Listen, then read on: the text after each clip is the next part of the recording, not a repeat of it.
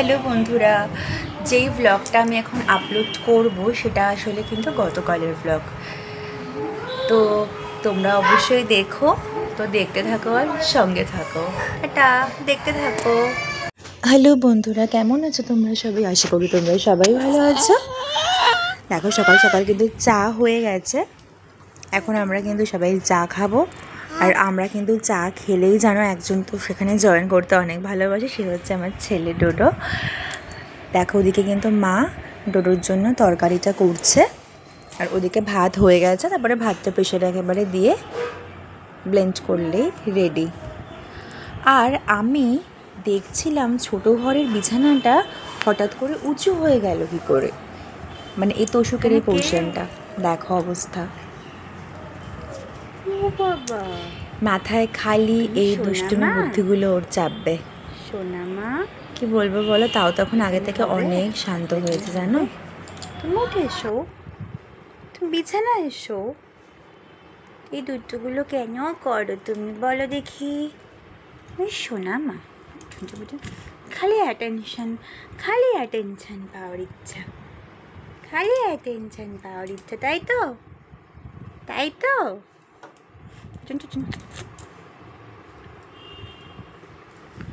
যাও ওপরে উঠে এসো মাম্মা, যাও। কি হলো রাগ? আর দেখো এই ডোডো হচ্ছে, ডোডোকে লাঞ্চ করানো হচ্ছে, আর ও আর বলছে খাবে না, মুখটা কি কাচুমাচু করে আছে দেখো, মনে হয় ওর মতো দুঃখী আর কেউ নেই। দেখো, আর যে ওকে খাওয়াবে না তার কাছেই যাবে বাঁচার জন্য।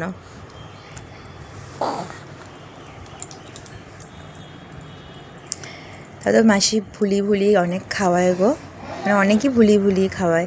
আর আজকে দেখো লাঞ্চে কি মেনু ছিল, শুটকি মাছ বাটা আর বোয়াল মাছ। ও শুটকি মাছ কি বলছে আমি, শুটকি মাছ বাটা এত ভালো লাগে, শুটকি মাছের তরকারিও খুব ভালো লাগে, কি বলবো। অনেকটা ভাত খাওয়া যায় দেখবে ফেভারিট আইটেম হলে। আমি আর মা খেয়ে নিচ্ছি। আচ্ছা, তারপরে না আমি একটু ঘুমিয়ে নিয়েছিলাম, তারপরে বিকেলের দিকে চলে গিয়েছিলাম একটু আইব্রো করতে, ঠাকুর মন্দিরে প্রণাম করে দেখো চলে এসেছি। আইব্রো করা হয়েও গেছে, তারপর একটু রাস্তায় যাওয়ার আছে কিছু কাজের জন্য, কিন্তু যেহেতু পড়তে চলে আসবে তাই ভাবলাম পড়ানোর পরই যাব। আর দেখো ডোডোকে এখন ডিনার করানো হবে। ডিনার বলতে হচ্ছে ওই 7টা সাড়ে 7টা থেকে না রাতের খাবারটা নিয়ে ওকে বসতে হয়।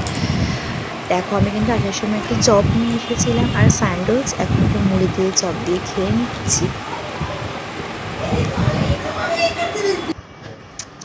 দেখো আমার পড়ানো হয়ে গেছে, আমি মা রেডি হয়ে গেছি, আর ডোডোও কিন্তু সাজুগুজু করে রেডি। ডোডোকে মা রেডি করিয়ে দিয়েছে। দেখো আমার সোনা রেডি, আমার সোনা যাবে এখন রাস্তায় বেরো করতে।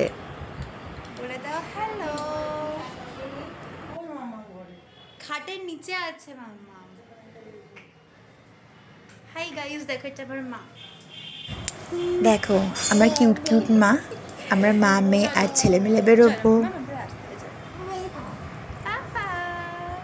আসলে কি বলো তো, ডোডোর জন্য মশারি, তারপরে দুটো বালিশ, মানে দুটো কোল বালিশ আর মাথার বালিশ আমি এনেছিলাম। আমাদের এখানে একটা দোকান আছে শৌচালয়, সেখান থেকে, কিন্তু না আমি একা গিয়ে যেহেতু কিনেছি তাই আমি বুঝতে পারিনি। মা বললো ছাতা মশারিগুলোতে রিস্ক থাকে হঠাৎ করে বন্ধ হয়ে গেলে, হ্যাঁ ওর চোখে মুখে লেগে যাবে, তো ওটাও চেঞ্জ করবো। আর বালিশগুলো না ছোটো হয়েছে, তো সেটাও চেঞ্জ করবো, তা সেই জন্যেই গেছিলাম। ওই দেখো মা দেখছে চেঞ্জ করে কি নেওয়া যায়, আর ডোডো সব কিছু দেখছে।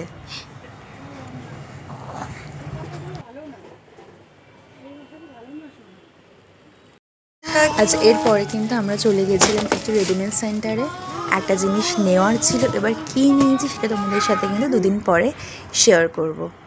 ওদিকে দেখো আমার জিনিস নেওয়া হয়েও গেছে। ডোডো তো রেডিমেড সেন্টারে যেহেতু ফার্স্ট টাইম গেল, চারিদিক ঘুরে সে দেখছে। আর ওখান থেকে কিন্তু একটু দিদার বাড়িতে যাব। দেখো যাওয়ার পথে কিন্তু আমার বোন আর আমার কি বলবো দাদা, মানে সুমনদার সাথে, মানে অর্থাৎ আমার বোনের বড় জামাইবাবুর সাথে দেখা হয়েছিল।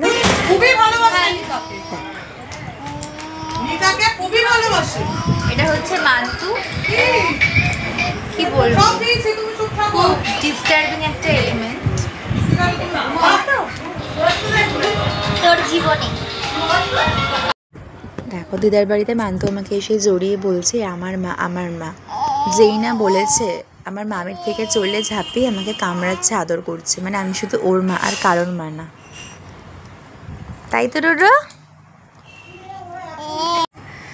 দেখো অনেকদিন পর কিন্তু সবাই মিলে আড্ডা মারছে, মাসি বক্তব্য রাখছে, কোন একটা ইনসিডেন্ট, মজার ইনসিডেন্ট বলছে, আর মাসি যা হাসাতে পারে, আর দেখো সবাই শুনছে। কি ডোডো, আমি তো একটা কথা বলছি, তুমি এত কেন কথা বলছো মাম্মা? দেখো আর বম্মার কোলে ডোডো, বম্মাকে কিন্তু খুব ভালোবাসে। যদিও দিদা যেহেতু ওকে কোলে নিয়ে হাঁটতে পারে না, খুব বেশিক্ষণ থাকতে চাইছে না, তাই বলছি ভালোবাসবে না কেন? আতুর ঘরে যখন ছিল, আমি তো অসুস্থ ছিলাম, তো দিদা মা এরাই তো করেছে না ওকে, কেন করবে না, কেন ভালোবাসবে না? তো দিদা সেই পায়ে ব্যথার মধ্যেও রোজ আসতো, রোজ রাতে থাকতো। দেখো আর এদিকে বাড়িতে এসেছে, ডোডোকে মুখ টুক মুছিয়ে ফ্রেশ করে দিয়েছে, দেখো ঘুমিয়েও পড়েছে। তা আমি ডিনার করে নিলাম আমার ফেভারিট। Good night.